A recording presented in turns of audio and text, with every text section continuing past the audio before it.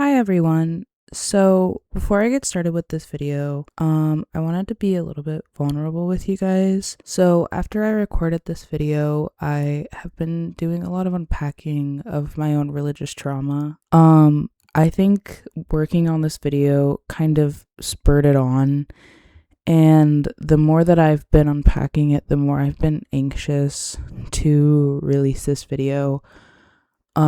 And even now, just like recording this voiceover, um, I'm just like having trouble thinking about it.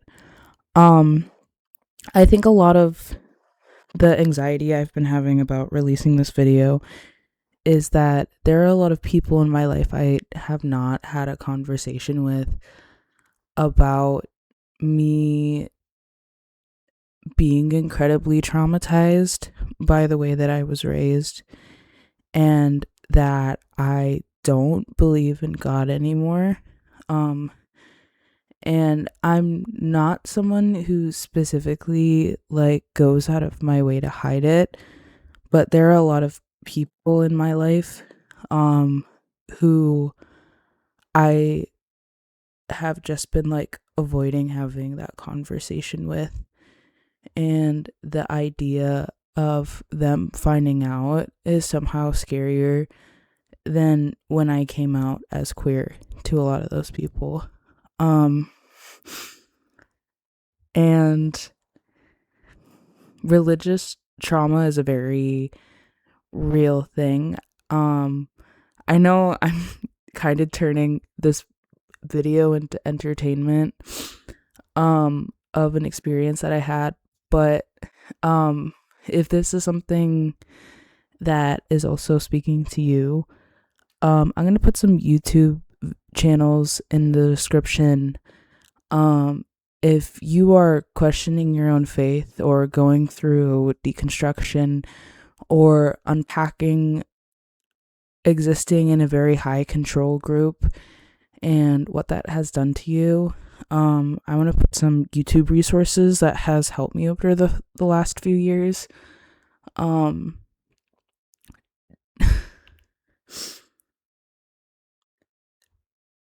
so you guys can feel a little less alone like I have been. It's incredibly hard.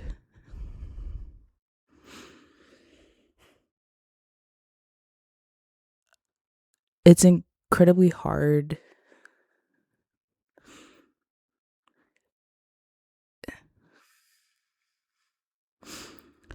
It's incredibly hard to have those conversations, especially with the people in your life who maybe thought that they were doing the right thing in the way that they were raising you. Um, Even if that resulted in a lot of trauma and mental health issues. Um,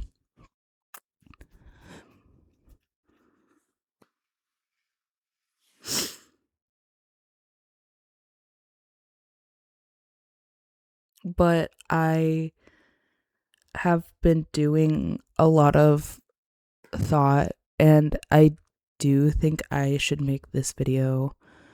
Um, Even if that creates those conversations in my life that I maybe have been avoiding.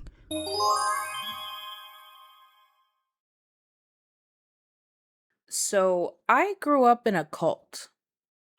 Okay, like I didn't actually grow up in a cult, but when I'm giving a quick explanation as to why I am the way that I am, I just tell people I grew up in a cult. It's a lot easier than the explanation of I grew up in a very high control religious environment.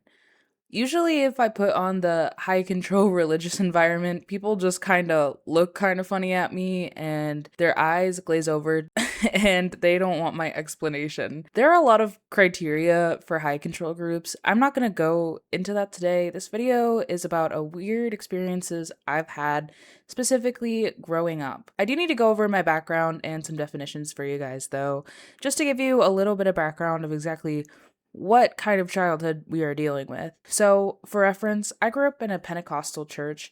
The best way I can describe Pentecostals is that they believe in demons, spiritual healing, speaking in tongue, dancing crazy, and waving your hands while worshiping the Lord, and they believe in the rapture. Also, if you hear like jingles or weird thuds or whatever, that is my kitten. We just got her. My girlfriend and I just adopted her, and we keep her in our office, but I'm not really gonna stop her from like being a cat. She's very traumatized, so you're just gonna have to listen to her while I'm going over this. So, my church was specifically under the Assemblies of God, which is an organization of Pentecostal churches. I actually didn't realize this was an important thing until I did a tiny bit of research, and then I realized that like every single thing that I did in my childhood and teenage years had to do with the Assemblies of God church. So, if you grew up in an Assemblies of God church, we probably had very similar childhoods and upbringings. So, to give you an idea of the kind of organization that the Assemblies of God church is, they had this program called Girls Ministries. It was essentially like Girl Scouts, but for Christians, and it was more about like learning the Bible than like helping your community and selling cookies.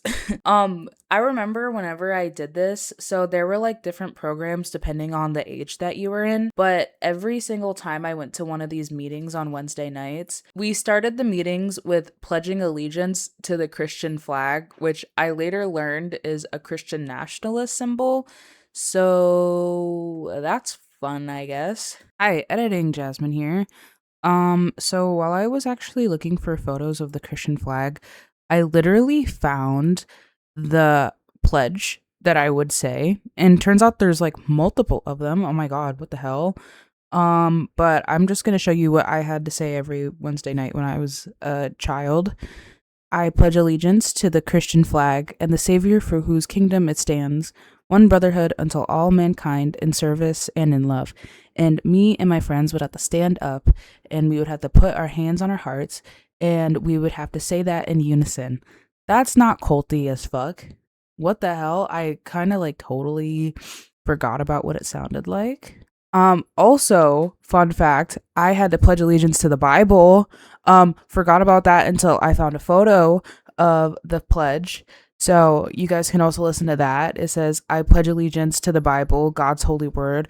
I will make it a lamp unto my feet and a light unto my path, and will hide its words in my heart, and that oh my god, it's being covered up.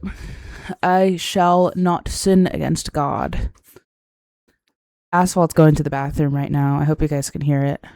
Also, while I was looking up stuff, I saw that they had this like visiting Holy Lands ministry, and I was like, this isn't what I think it is, right? And I looked, and it's literally just taking Christians on trips to Israel, and I think that's really crazy. I'm sure somebody who's like a lot more educated on Christian Zionism can tell you a lot more about this, but I also think it's insane that they're taking trips to a genocidal country while they are committing a genocide right now. So yeah. Last thing about the Assemblies of God is that they are responsible for the organization Teen Challenge. I never personally interacted with Teen Challenge. I did not do drugs.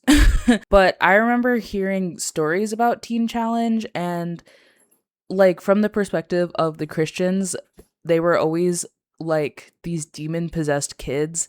And Teen Challenge is a really fucked up organization that is part of the troubled teen industry. And I suggest totally watching Fundie Friday's video about Teen Challenge. I will link it below, just so you can learn about how messed up this organization is. Now, all of that aside, it's time for enjoying my trauma as entertainment. Story number 1. Passion plays. So if you don't know anything about passion plays, it's essentially these plays that churches put on around Easter where you watch Jesus die.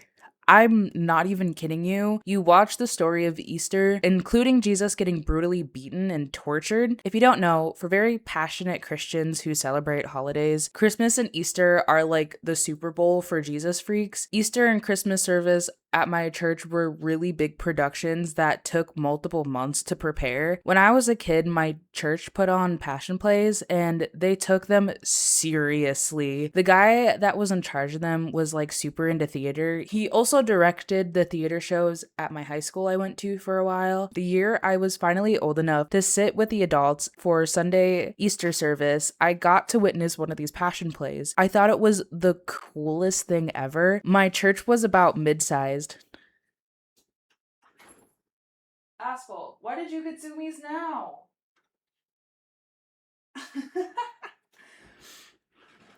Oh my god. Where was I?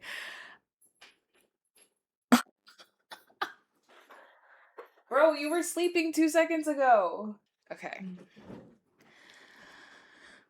Okay. I thought it was like the coolest thing ever. My church was about mid-sized. It wasn't like a mega church, but it was pretty big. The sanctuary where we held services was pretty large. It had a big stage and the walkway from the door was a pretty decent walk. So when it came time for Jesus to be crucified, they had him walk through the front doors of the sanctuary covered in fake blood, being whipped by the Israelites. It literally felt so real. I literally watched Jesus be beaten to death as he walked past me in my seat. I thought it was so cool. But whenever I tell people who didn't grow up like this, they say it's really fucked up and sounds traumatizing, but I think it's cool. Like, I don't know. I think my perception of things is also really messed up. I thought anything having to do with magic was like the scariest thing ever. So I don't know. Maybe it's just the trauma talking. Okay, story number 2. God is a woman. So, around the time Ariana Grande released the God is a Woman song, it created this really big stir within specific Christian communities. At the time, I was in youth group, and my church had these like 2 large vans they would use whenever they needed to carry large groups of people for various events. I can't remember what exactly the youth group was doing. It was probably some kind of evangelizing activity or event, and we were on our way back from it. God is a Woman by Ariana Grande. I don't remember why, but it came up for whatever reason, and it started this discussion about how disrespectful the song was because God was not a woman, he was a man. I don't even think they listened to the song because it's not even like that's what it's about. And my middle school self, who barely listened to the song, was like, I don't really think it's literally about God being a woman. I think it's a metaphor, but I got dismissed, and they were just angry because they called God a woman. Story number 3. My youth pastors were low-key cult leaders. This is low-key trauma that I've been unpacking for a while. So right when I got old enough to join youth group was literally the last day the youth pastor before the ones that I had left. So he was my brother's youth pastor, but not mine. The new youth pastors that came in were this married couple who became worship leaders of the church. Churches love cheap labor, so a married couple willing to be in charge of 2 ministries was probably the church's dream. Anyways, so my youth pastors led the youth group low-key like a cult. So we had a group of students who specifically chose who they thought were more dedicated to God. I was one of those students. They were called the elders and had special privileges and opportunities. By the way, these kids spent all of their time with these youth pastors. They were hanging out in their offices when they weren't doing church activities. We'd all be at Bible study. We had meetings before youth groups, and all of us were in the worship team with the youth pastors. Most of these kids would also hang out at the youth pastor's house, and we would also go on elder overnight trips. I actually found out when I was in college that youth pastors aren't supposed to leave their office doors closed if they are having one-on-one time with minors. This is because of the amount of grooming and essay cases that happen in youth groups. They did not follow that practice. In fact, they did the complete opposite. We were constantly alone in their offices with them with the doors closed. Also, this is not me accusing them of anything. I don't know what went on with any of the other students Like, obviously, I just know my perspective, but the way that they conducted themselves pretty much made a perfect environment for something bad to happen. Again, I don't know if they did anything. I don't actually think they did, but like literally everything they did was against best practices for youth pastors. That being said, I low-key do feel like I was groomed, like not in like the sexual way, but like religiously, I was constantly being preached to about how to be in the world, but not of it. Any kind of secular media, especially music, was demonized by them. From 6th grade to about my sophomore year of high school, I have a gap in my understanding of pop culture, especially music, because I was told that it was gonna make me stray from God and that I should only be consuming Christian media. My entire life revolved around these two individuals. Depending on the week, I was at church 3 to 5 times a week. And every single time I was at church, I was with them. Monday was Bible study. Wednesday, I had an elders meeting, worship practice for youth group, and then youth group. Friday, I had worship practice for Sunday morning worship, and Sunday I had to do sound check for regular church. And that was the normal schedule. I also had events and other things that I did with them pretty much on a weekly basis. They left the church either the end of my sophomore year or the beginning of my junior year of high school, and pretty much every single student who was dedicated to the church at the time moved with them. If you don't know, it's actually really bad if a pastor leaves the church and majority of the congregation leaves with them.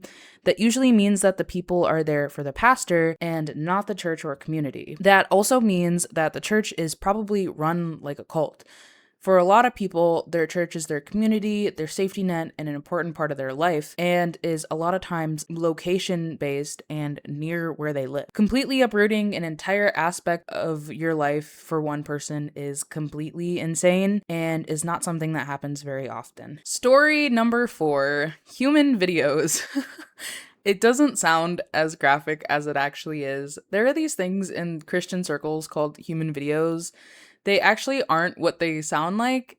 It's like a mix between interpretive dance and a flash mob. Essentially, a group would pick a song, usually a Christian song, and they will tell a Christian-related story through dance. Yes, it's as lame as it sounds. I was in multiple of them. Assemblies of God has this once-a-year competition called Fine Arts. It's an arts competition where churches gather by each state and have an arts competition. I think there were also services as well. I actually can't remember. A lot of the same youth events I went to were held at the same convention centers in Ohio, so a lot of my memories are kind of like jumbled together as to which event I actually went to. Anyways, so human videos were like a big part of fine arts. These things were low-key problematic and really messed up. A lot of times they were about substance abuse, self-harm, or even self-deleting yourself and then turning around and finding God through interpretive dance. One year I actually wasn't old enough to be in fine arts. I competed in elementary school competitions, but it was held at the same time and at the same convention center as the teens. And so I was surrounded by the teenagers and I got to see what they did as well.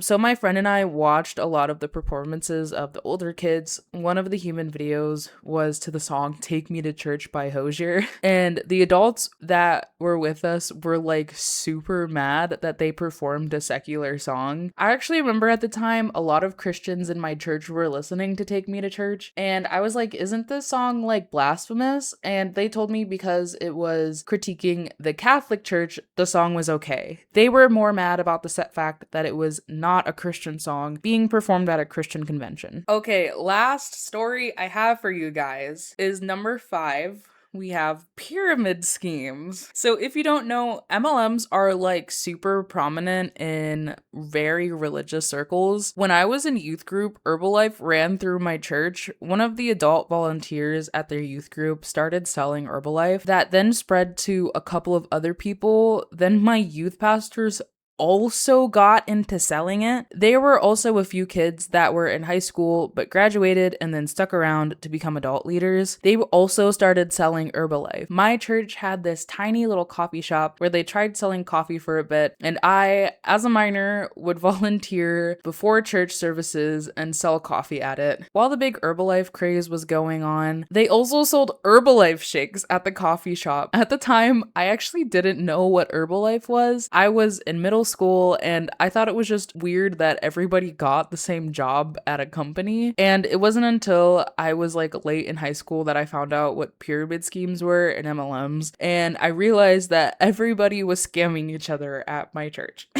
Okay, so those are some of the weird stories about growing up in a Pentecostal church. If you guys have any questions or would like me to clarify anything or would like little photos of asphalt or you would just like more stories, I have been unpacking a lot of my religious trauma recently. I don't know why I'm doing that in my life right now, but I have been thinking a lot about kind of things that were weird when I was growing up that I didn't think were weird. I would have made this video a lot longer, but I just knew it was going to take me a long time to record. I did feel like editing it down. So this is what you guys are getting, but I have a billion other stories. So if you like this video, I would love to make more of these. If you grew up under the Assemblies of God, I would really like to know. I'm very curious if other people had experiences like me, because this is a huge organization, but I actually like don't know a lot of people, at least online, who like experienced this organization. Like I know people talk about the IBLP a lot, which is like the organization the Duggars were a part of, but I've never actually like had people talk about the Assemblies of God. Thank you guys so much for watching. If you would like more of my content, I do art and commentary and